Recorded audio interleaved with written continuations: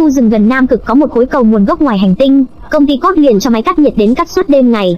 Sau 90 ngày khối cầu này đã bị phá hủy. Bên trong khối cầu là một con bọ màu xanh. Vật thể ngoài hành tinh này chứa đựng siêu công nghệ, với sức mạnh khủng khiếp có thể hủy diệt cả hành tinh chỉ trong 1 giây. Con bọ xanh này khi tìm được người thích hợp sẽ hợp thể vào họ. Trong quá khứ chính nó đã giúp xây dựng nền văn minh cổ đại Maya, nhưng không phải ai cũng có thể kích hoạt được nó, thì ai được nó chọn mới có thể hợp thể. Khi đó sẽ có một bộ giáp siêu năng lực với sức mạnh vô biên. Tập đoàn công nghệ cốt tìm thấy con bọ này liền mang về trụ sở nghiên cứu. Phía khác ta có nam chính Nadan là sinh viên vừa mới tốt nghiệp đại học. Hôm nay cậu trở về quê vui vẻ cùng gia đình, nhưng còn chưa kịp ăn mẹ đã nói bố mất việc nên phải bán nhà. Hiện tại kinh tế gia đình quá khó khăn, Nadan không có thời gian đi xin việc tốt, cuối cùng đành chấp nhận theo em gái đi làm phục dịch một biệt thự. Vừa hay nó là của bà tổng giám đốc tập đoàn cốt vừa phát hiện ra con bọ hung xanh. Tại đây cháu gái của cô ta tên Diana là một người tốt. Diana phản đối dự án OMAC mô quân sự của bà, vì bố cô đã đình chỉ dự án này từ nhiều năm trước, do ông nhận thấy nguy cơ hủy diệt nhân loại nếu công nghệ này rơi vào tay kẻ xấu. Nhưng bà giám đốc vẫn quyết khởi động lại dự án với dã tâm bá chủ nhân loại. Do vậy hai cô cháu cãi nhau một hồi.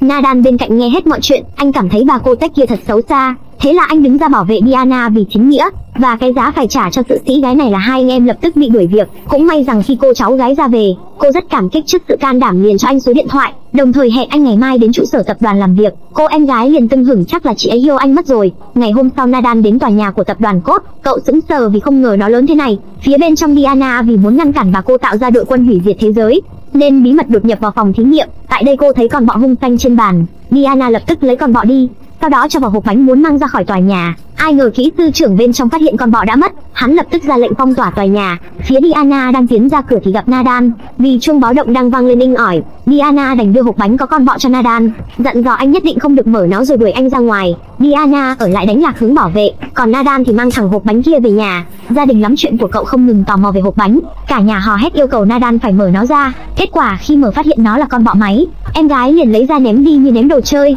Đến khi Nadan cướp lại, con bọ lập tức phát sáng trên lòng bàn tay, rồi đột nhiên nó nhảy bổ thẳng vào mặt anh ấy. Cả nhà hét lên vô cùng hoảng sợ. Con bọ lúc này nó chạy khắp người, kinh hoàng hơn nữa cho chui thẳng lỗ hậu Nadan. Chính thức thì nó đã chọn Nadan làm vật chủ. Cơ thể anh bắt đầu bốc cháy và biến đổi đáng sợ, toàn thân đều mọc ra những cái chân bọ hung. Mọi người cứ tưởng anh biến thành quái vật, ai ngờ khi quá trình biến đổi hoàn thành, Nadan được mặc lên bộ giáp ngầu lòi con khẳng. Hơn nữa nó còn chứa công nghệ người ngoài hành tinh. Đang hứng khởi thì bộ giáp thông báo quá trình kiểm tra hệ thống. Bước kiểm tra đầu tiên là kiểm tra tên lửa đẩy. Nadan bay một mạch lên trời với tốc độ kinh hoàng. Nếu cậu không hét lên dừng lại e rằng đã bay lên tới mặt trăng. Hệ thống báo tới bước kiểm tra thứ hai, chả hiểu kiểm tra gì mà nó cứ để Nadan rơi xuống. Nadan rơi tự do một mạch từ ngoài vũ trụ, vì ma sát với khí quyển khiến bộ giáp bốc cháy, rơi mãi tới gần mặt nước bộ cánh mọc ra đột ngột dừng. Hóa ra đây là bài kiểm tra hệ thống phanh. Bước thứ ba là kiểm tra hệ thống tăng tốc và đánh lái.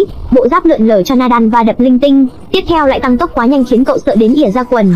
Bộ giáp cứ vậy liên tục tăng tốc rồi rẽ hướng đột ngột, sau đó hạ cánh nát luôn một chiếc siêu xe màu cam.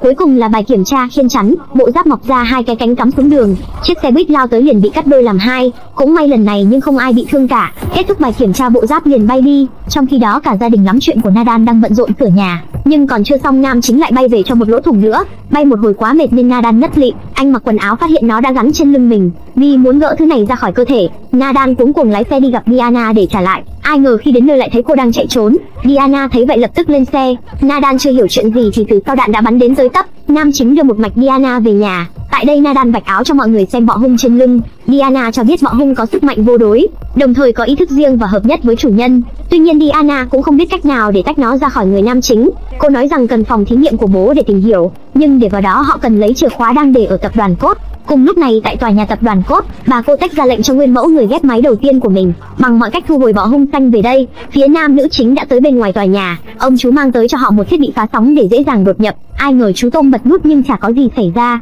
cuối cùng phải đạp một hồi nó mới khởi động. Chiếc máy phá sóng làm nhiễu toàn bộ camera an ninh, biến văn phòng giám sát thành chỗ xem phim hoạt hình. Nadan cùng nữ chính dễ dàng đột nhập vào trong. Tại đây Diana mở được chiếc tủ đựng, chìa khóa chính là một chiếc đồng hồ. Hai người mau chóng rời đi, nhưng vừa ra đến cửa thì tên người máy đã chặn đường. Hắn lao đến tấn công nhưng Nadan bắt lại, bộ giáp tự động kích hoạt đấm bay hắn đi. Nhưng điều này đã khiến người máy tức giận, hắn ấn nút chuyển sang trạng thái biến hình. Đây chính là nguyên mẫu thử nghiệm cho dự án OMAC. Hắn bắn ta tên lửa nhưng bộ giáp kịp đỡ. Bọ hung xanh lần nữa tự động lao lên tấn công hắn ta tay tua. Đây chính là chế độ tự bảo vệ chủ nhân của nó.